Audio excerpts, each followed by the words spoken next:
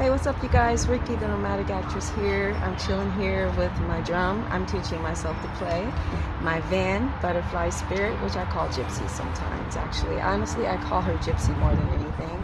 I'm building a mobile acting studio, micro mobile acting studio in my van because I love to go on adventures and trips, hence the nomadic actress.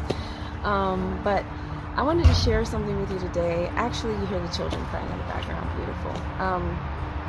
So basically, I used to live in a town. Before I moved to Los Angeles, I lived in a little village called Yellow Springs, Ohio. Being the free spirit at heart that I am, it's an absolutely phenomenal place. It still is. It's a place full of like hippies, the actual real hippies from the 60s. Hippies, artists, and all kinds of, community lovers, people who get together. We would have drum circles and open mics, and just we go into the night, into the woods, and hike and just chill and have love and camaraderie and all kinds of things together. We used to howl at the moon and have chants at the moon and stuff like that, just out of love and bringing in good vibes and good energy. We did so many beautiful things, barefoot hiking, and all kinds of stuff. So it was a really cool place in Yellow Springs, Ohio. It's a village of about 3,000 people. It's pretty cool, but full of hippies, free spirits, and artists and things. It's a historic little village. Coretta Scott King graduated from Antioch College there, and Rod Sterling of the Twilight Zone as well. So it's got some history, lots of hippies, civil rights history, and things like that. So it's a pretty chill place. Yellow Springs, Ohio. I have so many good memories from being there, being a hippie, free spirit, gypsy, whatever you want to call it. I had lots of friends who were similar that way, and yes, there are black ones there. For those people who don't know, we got our black free spirits too. So it's a mixture of all kinds of people. Hello, plane. So. I just wanted to share a chant we used to do at the moon for bringing good energy, spiritual stuff, and how we get together in our camaraderie. And it would be basically chant at the moon. I don't know how to play this yet, but I'm just gonna vibe with it, right? So, earth is my body, water is my blood, air is my breath, my spirit. So earth is my body, water is my blood, air is my breath, and fire is my spirit. Yeah. So we chant that at the moon, do lots of love and stuff like that. I like to go into nature. It's where I commune and connect with God. God is everywhere, and for me. So anyway, that being said, today I call Surrender Sunday, and I wanted to share a little story with you really quickly. I don't want to be on here too long, but I spent a part of my life where I'm a survivor of lots of different things, and abuse, physical, mental, emotional abuse is one of them. In my younger years, I was in a very abusive relationship, and I remember a moment of surrender that I had. I remember getting up in the morning one day, and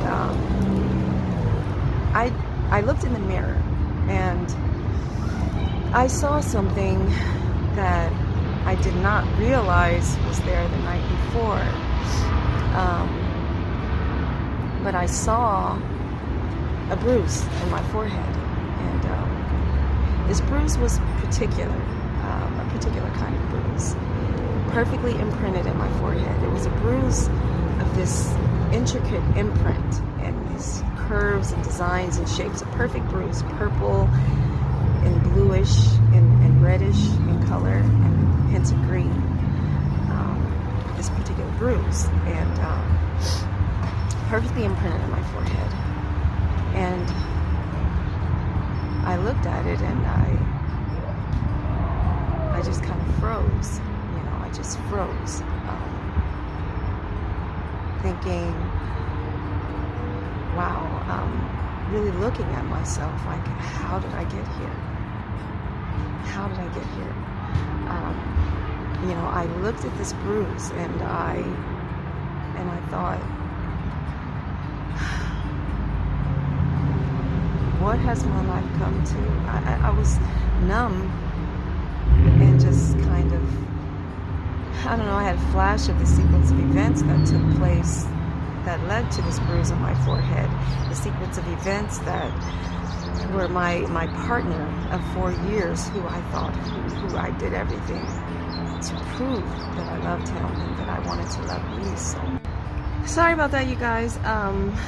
The camera's a little adjusted differently. I had to clear some memory for my video. Back to what I was talking about, the surrender. I had to think about the sequence of events that took place the night before that preceded that horrific yet intricately, traumatically, beautiful pattern in my head. I know it's a weird way to describe it. It's just, it's like fire is terrifying, but it's beautiful. But it was a necessary fire that I needed to see to bring me into a realization, a new reality, to bring a new death for another cycle of my life. And the sequence of events that took place for that led to that, were the night before, which someone who I had been with for 4 years, who I loved with all my heart, who I thought that I could just prove that I was good enough for, who I thought loved me with everything, like I loved him with everything. I didn't understand what love should have looked like.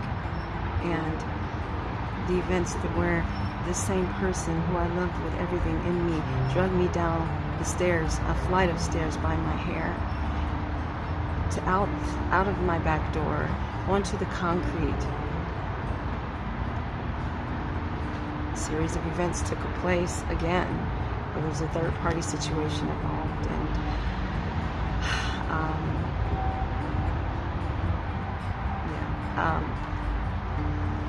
it eventually ended with him spitting on me, and my head is on the concrete. I'm on the ground, and he proceeds to stump me in my forehead.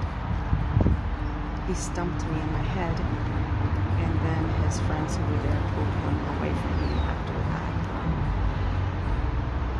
So I have spit running down my face.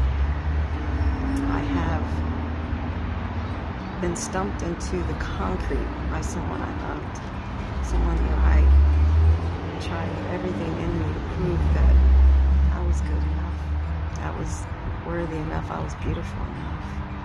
I didn't understand that there was a power play going on at the time.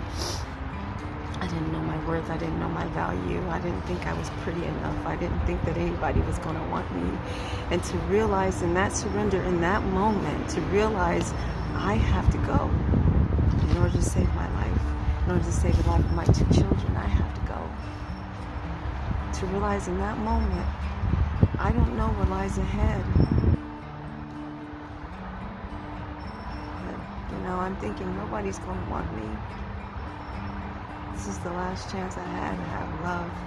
Okay, you guys, it keeps, I'm losing sun, and it keeps just conking out on the memory thing. I'm going to have to really do a serious cleaning of my phone so I can finish this video. I'm going to have to finish next week for the next Surrender Sunday. I wanted to just say thank you so much for listening. I'm here to inspire, to use my story to do my work for change, and I love you so much.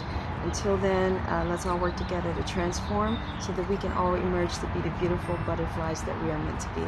I love you so much. God bless. Bye. And then next time I'm going to do a TikTok, baby. No, I don't know. Bye.